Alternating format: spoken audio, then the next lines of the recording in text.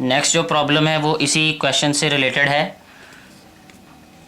2.10, जिसकी स्टेटमेंट ये है कि in the above problem find the time taken by the train to stop after the application of brakes. यानी brakes apply होने के बाद हमने टाइम फाइंड करना है जिस टाइम में ट्रेन जो है वो स्टॉप हुई है।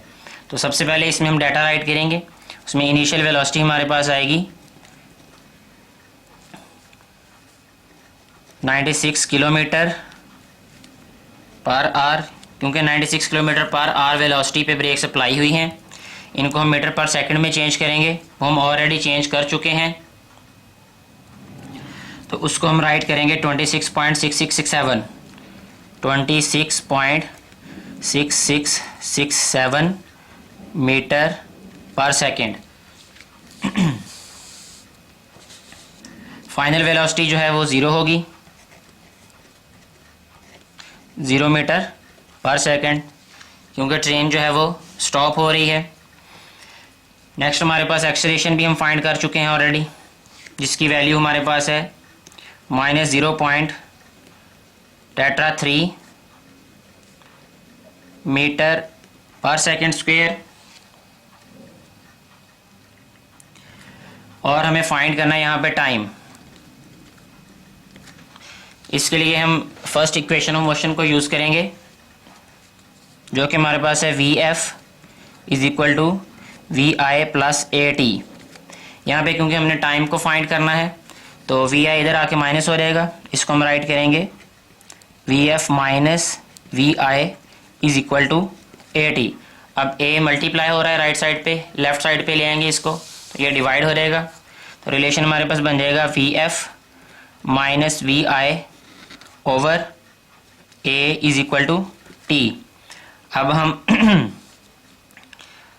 इस सारी वैल्यू को चेंज कर देंगे, जो लेफ्ट पे उसको राइट पे, जो राइट वाली वैल्यू उसको लेफ्ट पे कर देंगे।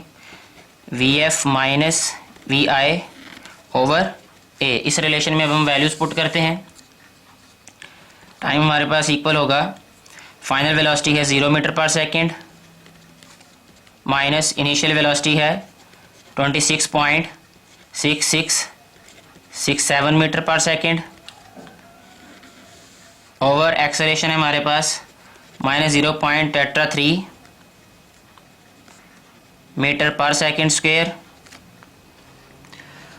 तो यहाँ से हमारे पास टाइम की वैल्यू आ जाएगी -26.6667 ओवर -0.33।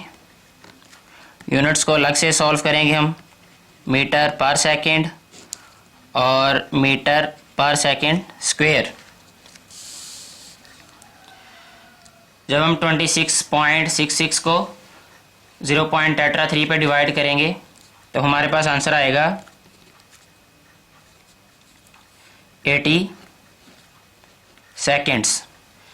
सेकेंड्स जो है ये मीटर, क्योंकि मीटर से कैंसिल हो गया, और यहाँ पे s की पावर जो है वो -2 है। जब ये पावर ऊपर जाएगी तो ये प्लस हो जाएगी, तो -1 + 2, तो s की पावर जो है वो 1 बाकी रह जाएगी, इसलिए यहाँ पे सेकंड रह गया।